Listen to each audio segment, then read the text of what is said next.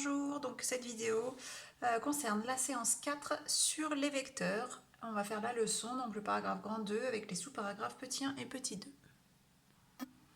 Bien, donc dans ce paragraphe qui s'intitule grand 2, distance dans une base orthonormée du plan, nous allons voir une formule qui permet de calculer la longueur d'un segment, c'est-à-dire la distance entre deux points, dont on connaît les coordonnées dans une base du plan. Et il est important que la base soit orthonormée, c'est pour ça que c'est en plus gras.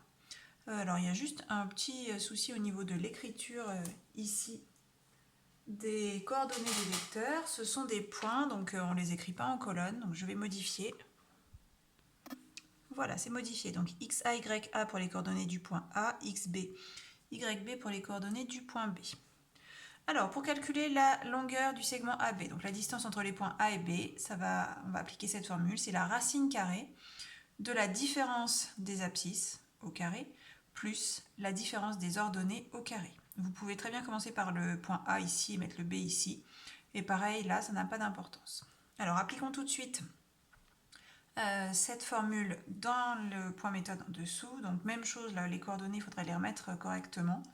3, 2 côte à côte et 2, moins 2 côte à côte. Voilà. Donc on vérifie bien qu'on est dans un repère orthonormé, donc c'est le cas, on voit bien, c'est précisé, et en plus on voit bien que l'unité est la même sur les deux axes, et donc du coup on va pouvoir appliquer la formule.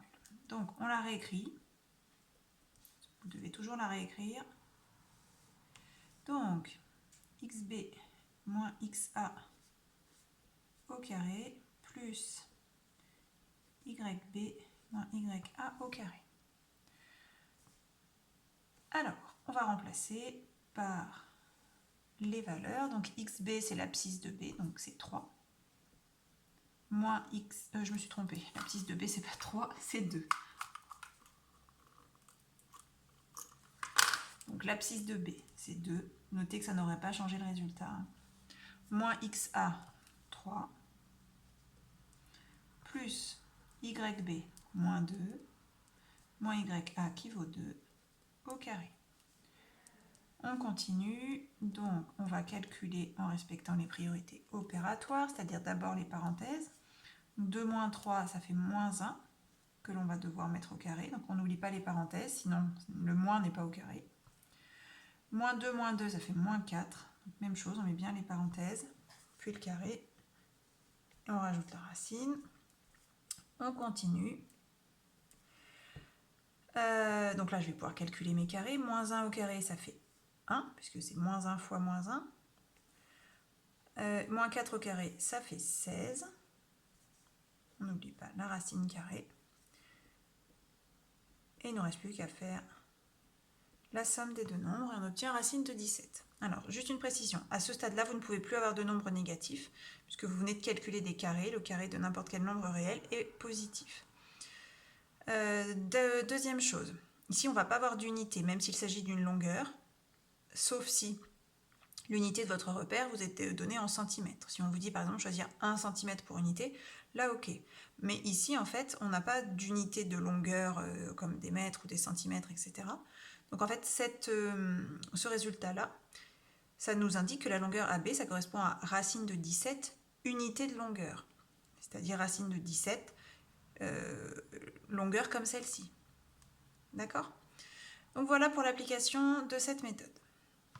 Alors, on va voir dans le paragraphe suivant, qui s'appelle petit 2, norme d'un vecteur, une formule très similaire qui permet de calculer la norme d'un vecteur, c'est-à-dire la longueur d'un vecteur, ce qui revient au même, la longueur d'un vecteur, c'est la même chose que la longueur d'un segment, en utilisant cette fois-ci, non pas les coordonnées des points, mais directement les coordonnées de ce vecteur, qu'on a vu juste dans les paragraphes avant.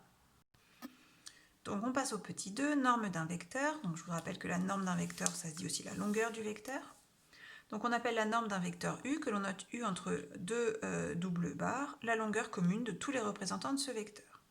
Donc si le vecteur AB, sans oublier la flèche, est un représentant du vecteur U, alors la norme de U, c'est la longueur AB. Alors la propriété nous dit que si on a un vecteur U de coordonnées x, y, donc là elles sont bien correctement écrites puisqu'on parle de coordonnées de vecteurs, donc on peut les mettre en colonne. Alors la norme de U, c'est égal à la racine carrée de x au carré, donc la première coordonnée de u, plus y au carré, la deuxième coordonnée de u. Donc, appliquons tout de suite cette formule à notre exemple. Donc, on a un vecteur u de coordonnées 3, moins 2 dans un repère orthonormé. Donc, la norme de u, c'est égal à la racine carrée donc de la première coordonnée de u, 3 au carré, plus la deuxième coordonnée de u au carré, c'est-à-dire moins 2 au carré. Comme tout à l'heure, on calcule en respectant les priorités opératoires. Ici, ce sont les carrés qui sont prioritaires, donc 9 pour 3 au carré, et moins 2 au carré, ça fait 4, et donc on obtient racine de 13. Comme tout à l'heure, racine de 13 n'a pas d'unité, il s'agit de l'unité du repère. Voilà, donc vous allez pouvoir passer aux exercices d'application de ces exercices. Vous allez voir que il est assez simple du coup maintenant de calculer des longueurs et il faut que vous connaissiez ces deux formules par cœur.